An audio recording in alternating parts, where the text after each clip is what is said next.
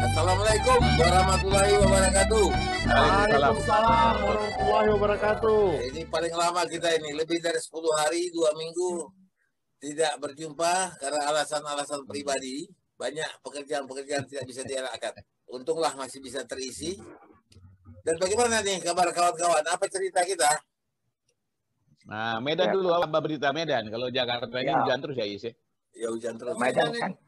Kalau Medan Kan kau lihat. tergantung apa maunya, mau soal apa? Bisa dia. Ya kan, kalian Soal lihat apa? aku pakai Soal masker kan.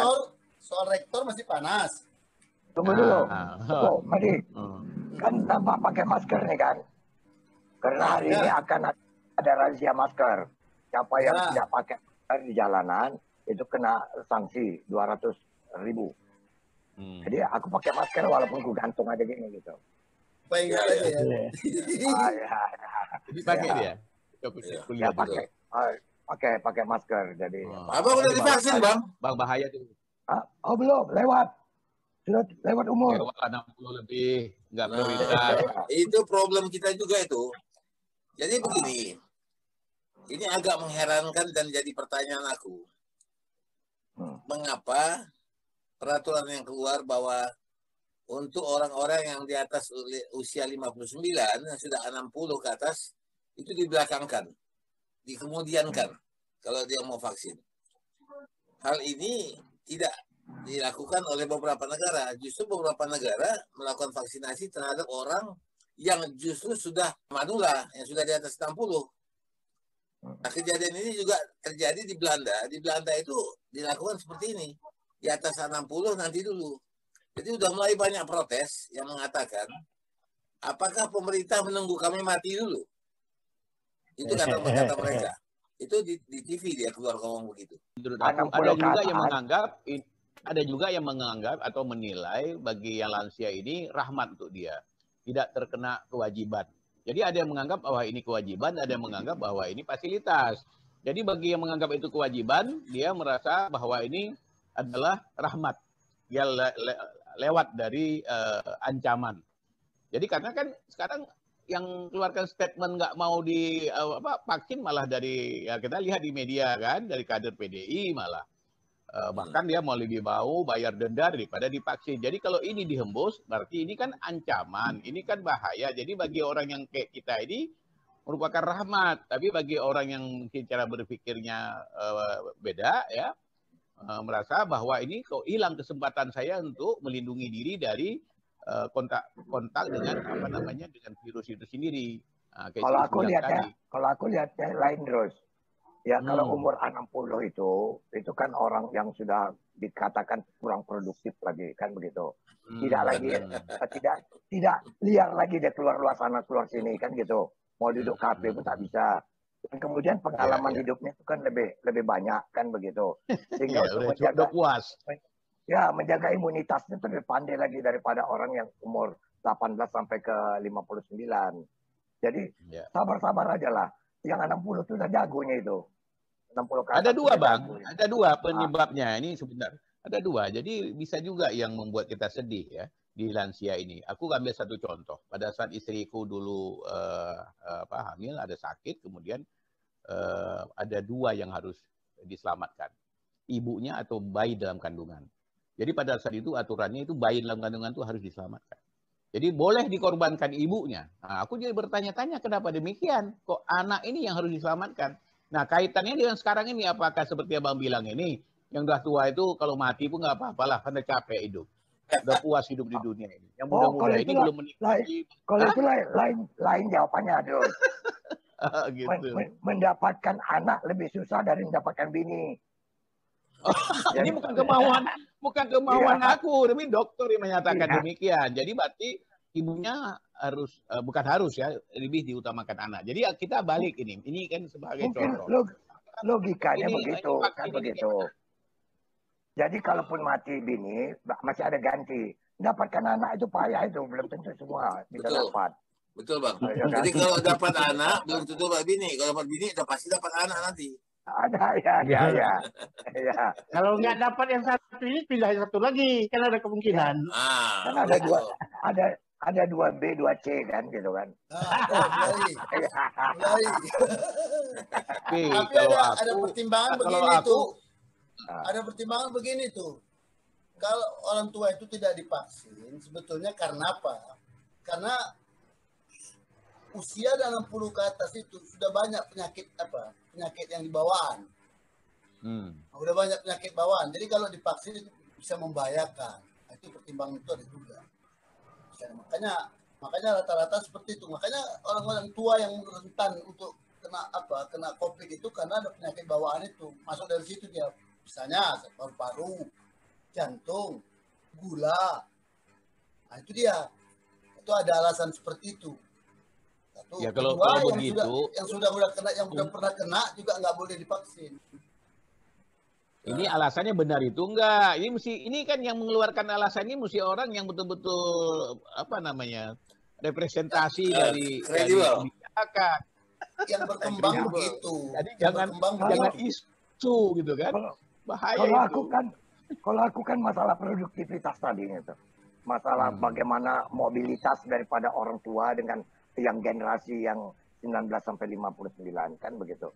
Kalau yang tua-tua 60 disuruh pindah di rumah, kan rata-rata sudah pada pensiun itu kan. Jadi dia lebih bisa menjaganya.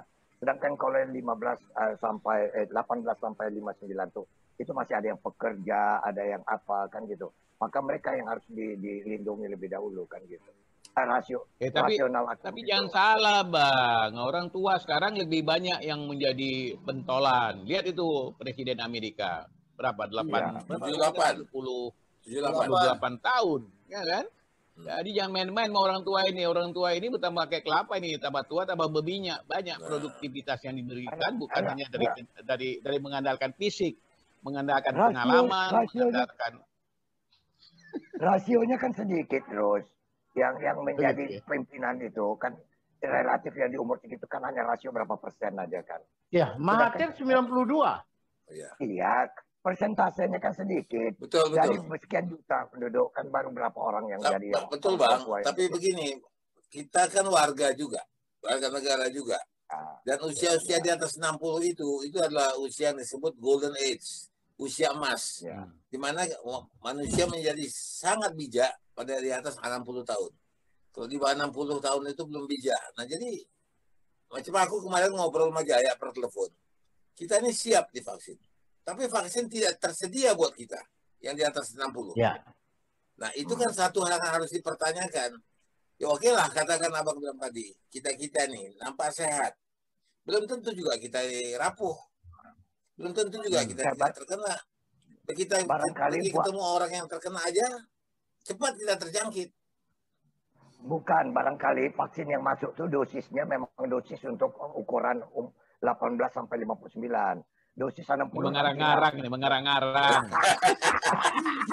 ya, pembelaan luar biasa ini. Daripada kacau bicara yang ngarang-ngarang ini, mendingan kita intip dulu di kampus USU ini lagi ada ribut-ribut ini. Iya, karena gini, Jai, bentar dulu. Aku juga kaget. Ternyata begitu kita main kemarin isu kan itu di grup di WA, masih ada yang nggak ngerti apa itu plagiat. Ya kan? Nah, jadi boleh juga kita sekaligus ada proses edukasi lah biar tahu apa itu plagiat, apa itu swap plagiat, apa itu yang self plagiat, ya apa namanya? Plagiarisme. Jadi biar ngerti orang. Jadi jangan. Sebelum masuk ke plagiat lah. Sebelum masuk ke plagiat, ini pemerintah ini harus benar-benar serius di sini. Sebabnya banyak nina, cakap-cakap, kata orang katanya. Yang isu yang ku dapat, direktur Sinovac ini nggak mau divaksin dengan itu. Banyak negara mengembalikan Sinovac. Kemudian aku dengar lagi berita yang sudah divaksin banyak yang kolaps. Banyak yang sakit. Ada lagi yang dibilang, yang itu vaksin pura-puranya itu. Orang yang dokter memvaksin aja menggetar. Ya, jarumnya nggak ditekan, kosong itu. Nah, ini kan banyak sekali. Kita nggak tahu ini sebenarnya apa. Ada yang membilangkan yang Cina punya, orang Cina sendiri itu nggak mau memakai. Buktinya, di Wuhan itu sekarang kan sedang meledak tuh kasus apa corona. Nah ini kan banyak sekali yang tak jelas. Kita nggak tahu mana yang benar, mana yang hoax, nggak tahu. Harusnya pemerintah itu membuat satu kebijakan, menyampaikan yang ini benar, yang ini hoax. Jadi itu harus ada, jangan sempat. Jadi itu harus jelas ya. Ini berita resmi, yang ini benar, yang ini hoax. Dan itu kan bisa di TV disampaikan kepada masyarakat. Dan yang problemnya jangan tempat yang mengklarifikasi benar atau hoax itu hoax. Ah, itu lebih parah lagi. Itu sebenarnya harus. Kota Masuk mencari menyikapi vaksin nih. Kota Masuk. Ya biasalah Bang. Kita kan orang tua udah. Kota tua. Jadi kalau aku lihat ya, sebenarnya memang betul yang kata si Jaya itu. Aku juga membaca berita itu juga jadi kaget. Jadi itu CEO, Chief Executive Officer, orang yang paling top di PT Pfizer itu, dia mengatakan dia tidak mau divaksin dengan obat dia sendiri. Ya ini kan bagaimana? Alasan ini tidak jelas kita dengar, tapi dia melakukan penolakan bahwa dia tidak mau divaksin. Kita jadi ragu, produk dia sendiri dia nggak mau pakai, ya. Nah, kemudian ada hal lain lagi, bahkan dia mengatakan sebenarnya dia lebih percaya kepada imunitas tubuh. Jadi tidak perlu vaksin-vaksin, tetapi jagalah kekebalan tubuh Anda. Ya, ini walaupun sedikit kecil saja katanya, tapi kemana-mana itu orang mulai ragu. Nah, ya terus terang kita juga ya sebenarnya mulai ragu juga ini. Apalagi kita tak dapat. Apalagi tadi si Ahmadi bilang, memang ini vaksin ini kalau disuntikan kepada orang-orang tua yang punya penyakit bawaan, nah ini juga lagi rumit. Katanya nggak boleh ada yang jantung, ada penyakit ini banyak kali. Jadi mungkin di nomor 2 kan lah kita, atau di nomor 3 kan. Jadi ya. Apa betul itu? Nah itu dia. Ini makanya yang kita harapkan dari omongan ini adalah pihak yang berwenang, yang berkompeten, yang ditugaskan untuk menerangkan ini kepada masyarakat, itu memberikan secepatnya orang-orang seusia kita yang sudah mulai ecek-ecek bijak ini, itu aja ragu. Apalagi orang-orang lain yang tidak bisa berpikir seperti kita, lebih kalem, lebih tenang. Aku rasa itu penting sekali. Jadi yang problem sekarang berkembang di masyarakat itu kan karena ada kelompok. Ini kan sekarang terus terang ya, aku juga merasakan. Sekarang ini perselisihan atau apa? Permusuhan antar kelompok di bangsa ini demikian panjang, nggak akan selesai-selesai. Jadi nanti ada satu kelompok yang begitu ada kebijakan dari sini muncul skeptisme ya, artinya kecurigaan. Atau memang sengaja dihembuskan untuk menggagalkan ini. Nah, orang awam yang jadi korban, awam nggak usah jauh-jauh lah. Aku ada pengalamanku di rumah ini. Hidroponikku ini datang tukang, dicelup air, Pak, aduh kesetrum airnya, nggak berani aku pegang itu, karena dia belum tentunya bahaya, tapi karena udah ada yang mengaget-ngagetkan begitu, kita jadi takut. Ya sama kayak sekarang, ini lihat ini, begitu disuntik vaksin gelepar-gelepar, ada yang salah tingkah, ada ini. Ya kan kemarin masuk lagi apa itu, si Trump dibuat video nyanyi lagu Cina, katanya ini efek kena suntik vaksin. Jadi semua dialih-alihkan ke sana. Jadi kan problem. Jadi aku bilang tadi ada 2. Sekarang ada yang merasa ini kayak si Is bilang, banyak yang menganggap bahwa kita kayak ada diskriminasi ya yang lansia ini. Tapi ada yang menganggap alhamdulillah aman gitu kan. Aku aja kan aku bilang, anakku dokter merupakan garda terdepan yang pertama divaksin. Kembut juga, Wak. Aku bilang, mamanya larang, kalau bisa kau orang lain dulu lah, kau belakangan aja, kata coba. Nah ini kan bahaya kalau ini nggak clear. Ya kan? Ya, karena begini bro. Karena begini barangkali, karena kita kebiasaan memplagiat ya. Komen-komen kita ini kan ada plagiat juga kan gitu, mengambil dari orang punya. Inilah yang sekarang ini jadi masalah kan semua. Ya, kita kan sebut Bang dari mana, jadi nggak termasuk nggak termasuk plagiat ya. Ya, tapi kan dalam kita memberikan komen ini kan kita kan membaca kan begitu kan. Jadi ini termasuk unsur plagiat juga kita nih. Tak tahu kita ambil, Bang Lis, aku ingat begini, cerita-cerita yang demonstrasi aku paling duluan ini, aku paling duluan. Kan gitu.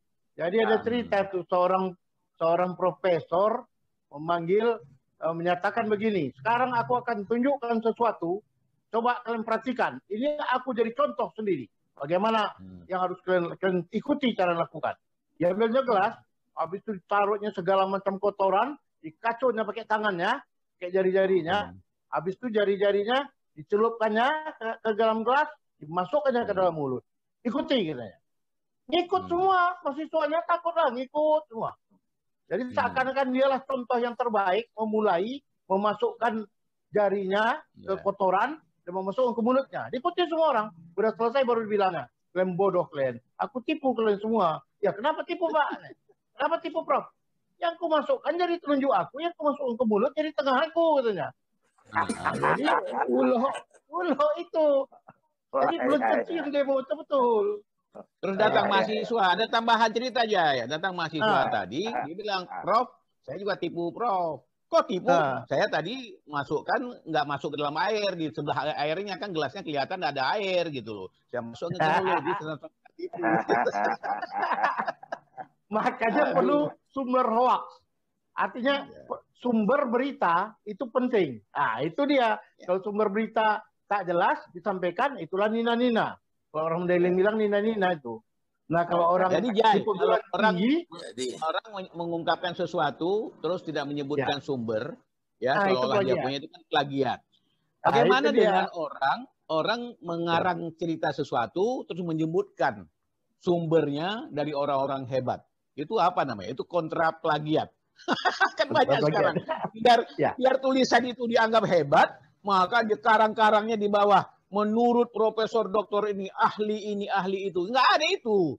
Di karang-karangnya itu. Nah itu apa namanya? Itu mesti diselidiki juga itu. Ya kan? Nah, itu penipuan.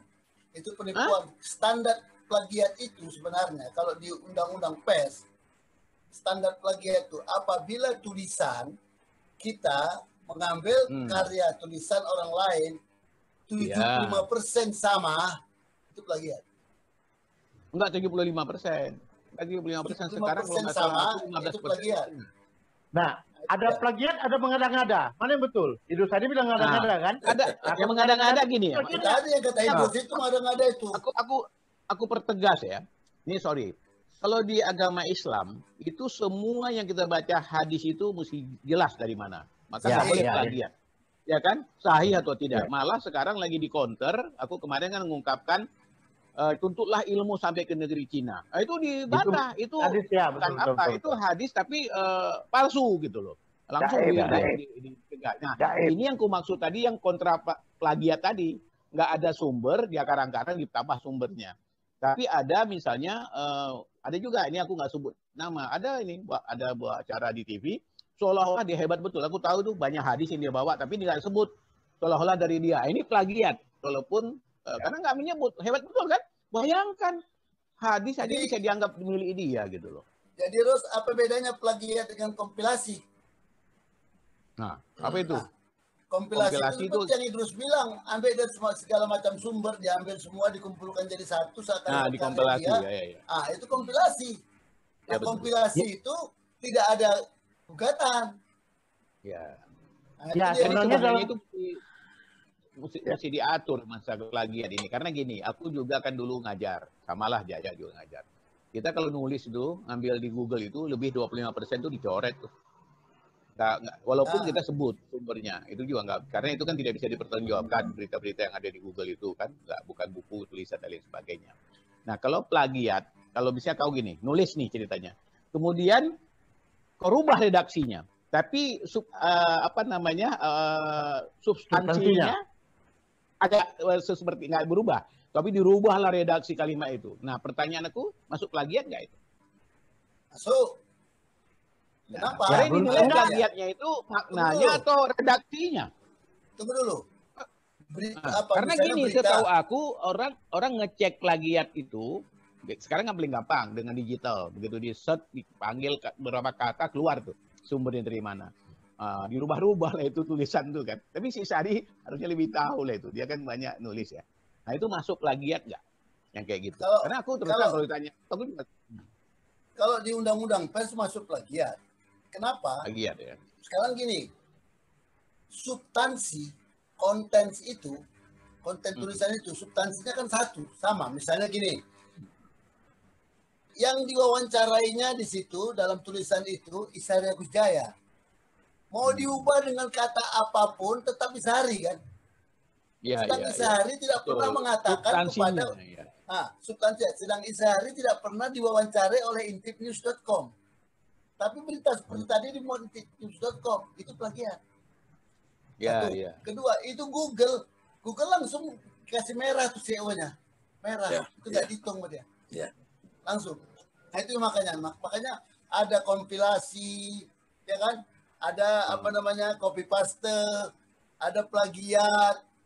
Ada mengada-ngada. Ada mengada-ngada, ada yang kreatif disatukan semua seakan-akan itu kita dengan bahasa kita, dengan gaya bahasa kita misalnya di-featurekan atau di apa, dari mulai straight news tadi atau berita straight news dijadikan soft news atau feature supaya jangan ketara. Tapi substansinya satu. Itu dari konteks itu ya. Nah, bagaimana kalau tulisan aku sendiri? Ya? Nah, terus bisa dimasuk plagiat nggak? Bisa kalau beritanya ku terbitkan ke media yang berbeda. Nah, itu kena si Murianto itu. Jadi ini self plagiarism kan, artinya suap plagiat. Dia itu bukan tulisan orang, tulisan dia sendiri kok.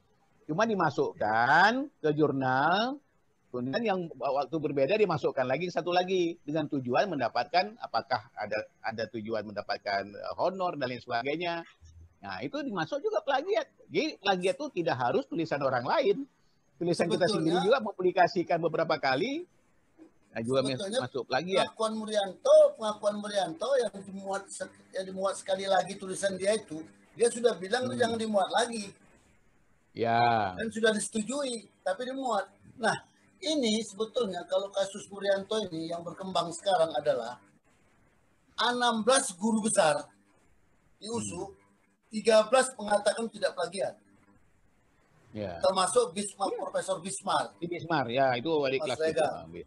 Itu dia. Termasuk dia mengatakan.